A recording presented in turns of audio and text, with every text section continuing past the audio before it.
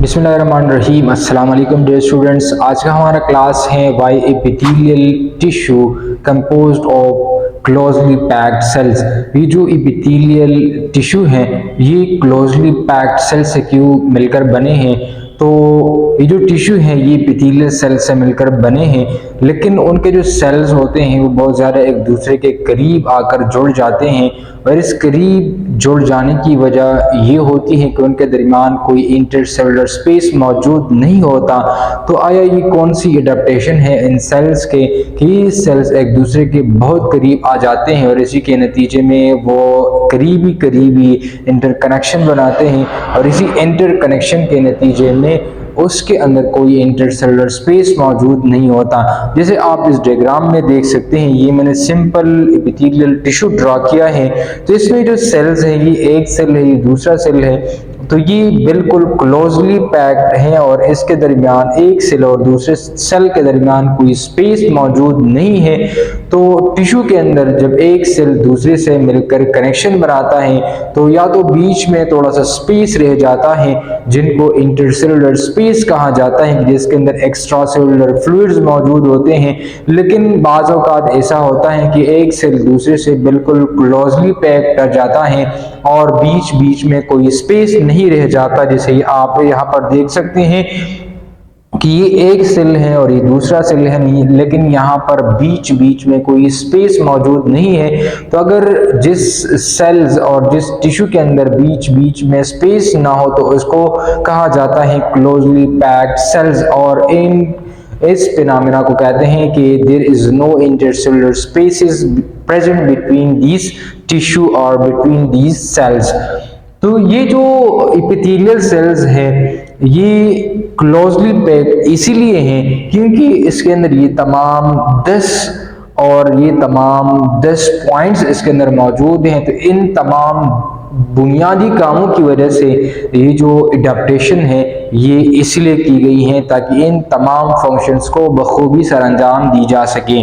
तो सबसे पहले अगर हम मोस्टली देखें तो जितने भी एपिथेलियल सेल्स हैं, एपिथेलियल टिश्यू हैं, तो मोस्टली कंडीशन के अंदर अगर हम देखें तो उसका फंक्शन प्रोटेक्टिव इन नेचर होता है, यानी उनका ताल्लुक ये होता है कि वो प्रोटेक्शन प्रोवाइड करे डिफरेंट हार्मफुल चीज़ों से, केमिकल से, पैथोजन से, और इंटरनल जो सेल्स की इंटेग्रिटी होती है, टिश्यू की इंटेग्रिटी होती है, जो होमोस्टेसिस होता है उसको बरकरार रखा जा सके। तो लेकिन ये तो डिपेंड करता है कि कौन सी जगह पर, कौन सी मकाम पर ये एपिथेलियल टिश्यू मौजूद है। लेकिन मोस्टली जो हम स्किन देखते हैं या अदर रीजन्स हम एनिमल बॉडी के अंदर देखते हैं तो उनका ज़्यादातर काम, जो कंसर्न काम है वो प्रोटेक्शन प्रोवाइड करना है। तो इन प्रोटेक्शन की वजह से उनके जो सेल्स होते हैं बहुत ज़्यादा क्लोजली पैक्ड होते हैं ताकि बीच बीच में कोई ऐसी स्पेस मौजूद न रह जाए ताकि उसमें बखूबी और आसानी से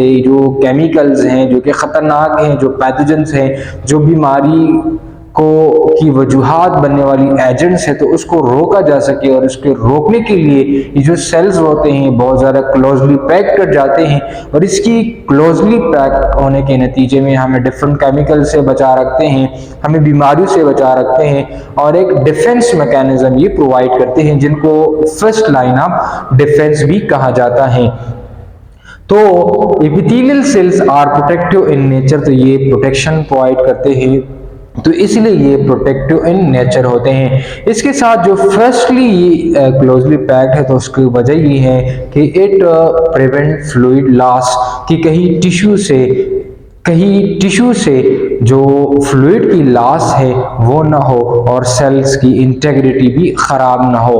दूसरा जो उनकी वजह है वो ये है प्रोटेक्ट अगेंस्ट पैथोजन, के हमें जो पैथोजेंस हैं जैसे वायरस हैं, जैसे बैक्टीरिया हैं, जैसे फंगस हैं, तो ये डिफरेंट टाइप ऑफ हार्मफुल चीज़ें हैं जो कि हमारे बॉडी के अंदर फंगल डिजीज़ काज करते हैं, बैक्टीरियल डिजीज़ काज करते हैं, वायरल डिजीज़ काज करते हैं। तो इन तमाम एजेंट से जो कि बीमारी की वजूहात बनने वाले होते हैं, तो इन तमाम से हमारी वजूद को, एनिमल के टिश्यू को, सेल्स के इंटरनल एनवायरनमेंट को और इंटरनल माहौल को बचा रखते हैं। तो ये उनकी वजह यही है कि उनके सेल्स जो हैं वो क्लोजली पैक्ड होंगे।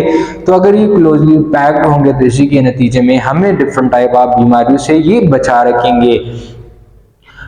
Form physical barrier that prevent pathogen, ये एक फिजिकल बैरियर बनाता है, एक फर्स्ट लाइन ऑफ डिफेंस बनाता है और साथ साथ में ये डिफरेंट मैकेनिज्म के तौर पर बॉडी के अंदर मौजूद होते हैं। इसके नतीजे में जो एनिमल टिश्यू होता है वो बीमारी से बचा रखा जाता है।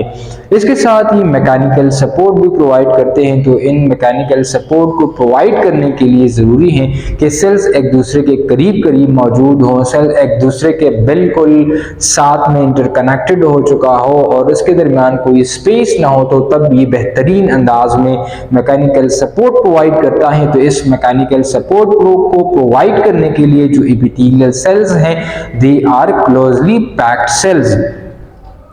इसके साथ मेंटेन टिश्यू इंटेग्रिटी, यानी ये सेल्स के इंटरनल एनवायरनमेंट को भी बरकरार रखने के लिए कि वो ये जो एपिथेलियल सेल्स हैं ये क्लोजली पैक्ड हो।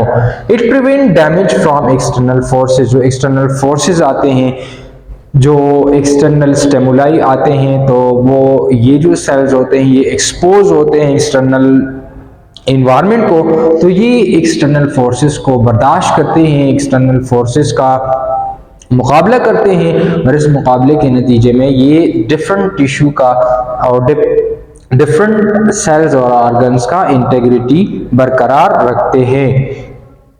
इसके साथ regulation and control of substance transport, ये रेगुलेशन भी और साथ साथ में जो सब्सटेंस की ट्रांसपोर्ट है, जैसे इलेक्ट्रोलाइट्स हैं, जैसे आयंस वगैरह हैं, तो इसके रेगुलेशन और कंट्रोल करने में भी ये मुआविन है और इसकी रेगुलेशन का ये काम करते हैं। इसके साथ मेंटेन आयन बैलेंस, ये आयन के बैलेंस को भी टिश्यू के अंदर बरकरार रखता है। तो उनकी वजह से इनके जो सेल्स होते हैं ये क्लोजली पैक्ड सेल्स हैं। इसके साथ facilitate cell to cell communication, ये एक सेल दूसरे सेल के साथ करीब करीब मौजूद होते हैं और इन करीब करीब मौजूद होने की वजह से ये जो सेल्स होते हैं ये इजीली कम्युनिकेट कर जाते हैं, यानी ये इंक्रीज करता है cell to cells communication. Next है कोऑर्डिनेट टिश्यू फंक्शन, ये टिश्यू के कोऑर्डिनेशन यानी राब्ते का निज़ाम मौसर बनाते हैं, जिसके नतीजे में एपिथेलियल टिश्यू जो है वो क्लोजली पैक्ड टिश्यू है। रिस्पांस टू स्टिमुलाई, स्टिमुलाई कहते हैं कि बाहर जो आउटसाइड एनवायरनमेंट से कोई चेंज आता है तो उस चेंज को ये रिस्पांस शो करता है। तो अगर ये खुद क्लोज ना होंगे तो ये कैसे स्टिमुलाई को बेहतर अंदाज में रिस्पांस दे सकेंगे। तो इसी की वजह से ये खुद क्लोजली पैक्ड हैं और इस क्लोजली पैक्ड का नतीजा यही है कि ये बेहतरीन अंदाज में एक्सटर्नल स्टिमुलाई को ये रिस्पांस दे सकता है। मिनिमाइजिंग द फ्लूइड एकमुलेशन, इसके साथ ये खुद जो है एक क्लोजली पैक्ड है, तो यहाँ पर अगर कोई फ्लूइड एकमुलेट होना चाहे तो एकमुलेट नहीं हो सकता क्योंकि यहाँ पर स्पेस नहीं है। अगर स्पेस नहीं है तो फिर यहाँ पर फ्लूइड की एकमुलेशन नहीं होगी क्योंकि यहाँ पर एक सेल और दूसरे सेल के दरमियान कोई स्पेस मौजूद नहीं है। तो ये जो फ्लूइड की एकमुलेशन है इसको अवॉइड करता है और हमें जो है ये एडेमा जो कि एक बीमारी है कि जिसमें excess of fluid within tissue of body हो जाता है, यानी टिश्यू के अंदर बहुत सारा पानी और फ्लूइड जमा होना शुरू होता है जिसकी वजह से वो टिश्यू स्वेल कर जाता है, सूज कर जाता है और इस बीमारी को एडेमा कहा जाता है। तो इससे भी हमें ये जो एपिथेलियल टिश्यू है जो कि क्लोजली पैक्ड है तो वो हमें और तमाम एनिमल के टिश्यू को बचाता है।